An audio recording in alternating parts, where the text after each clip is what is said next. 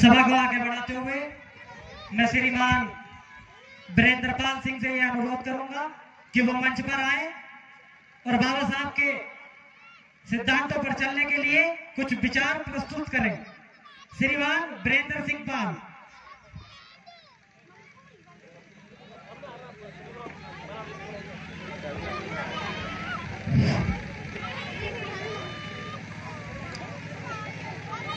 विश्व रत्न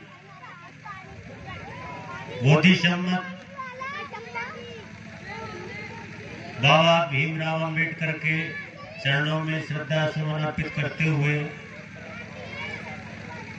माननीय अध्यक्ष महोदय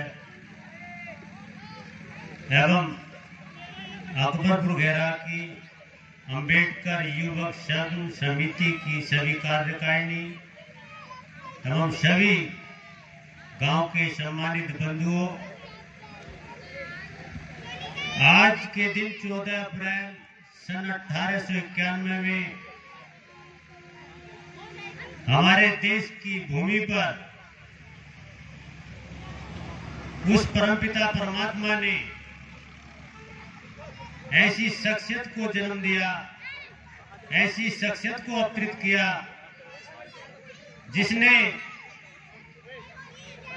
दलित, पिछड़े, आदिवासी, शोषित, वंचित, जिनका इस समाज में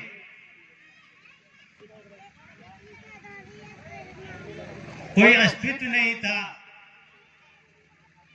उनके लिए इस देश में रहते हुए बाबा साहब ने लड़ाई लड़ी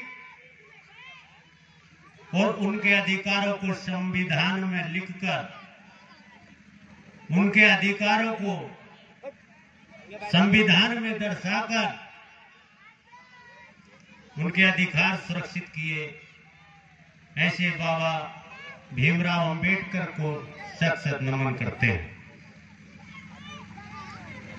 बंधुओं, आजादी से पहले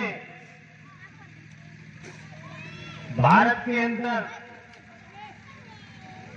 जनप्रतिनिधि जो चुने जाते थे तो उनकी वैल्यूएशन 14,000 रुपए आय और स्नातक होती थी। जो 14,000 रुपए आय वार्षिक आय होती थी और स्नातक होता था, वही जनप्रतिनिधि चुना जाता था। तो हमारे पिछड़ा SC ST OBC या जो गरीब तबका सवर्ण भी था, तो उसकी ये योग्यता नहीं थी।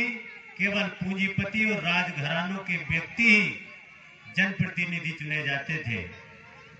और मैं मानता हूं, अगर बाबा साहब भीमराव अंबेडकर इस भारत में नहीं जन्मे होते तो इस संविधान की रूपरेखा भी उसी के हिसाब से होती। वही जनप्रतिनिधि चुने जाते जो पूंजीपति थे, जो पहले से शिक्षित थे। जो ये तबका नीचे वाला तबका था, चाहे सवर्ण हो, चाहे SC ST OBC हो, ये वंचित रह जाता। तो ईश्वर ने हम पर ये परोपकार किया, जो इस देश के अंदर बाबा साहब भीमराव अंबेडकर को भगवान के रूप में अवतरित किया। बंधुओं, जब बाबा साहब ने संविधान की रचना की तो पूरे देश में, पूरे विश्व में उस संविधान की भूरी भूरी प्रशंसा हुई और पूरे संसार ने उसको सराहा। तब बाबा साहब भीमराव अम्बेडकर ने कहा था कि संविधान से कितना भी अच्छा हो, अगर उसको उस देश के रहने वाले नागरिक, उस देश को, संविधान को मानने वाले नागरिक अगर उसे सही तरीके से उसका उपयोग नहीं करेंगे तो वह कितना भी अच्छा संविधान हो, वो गलत साबित होगा। तो बंधुओं,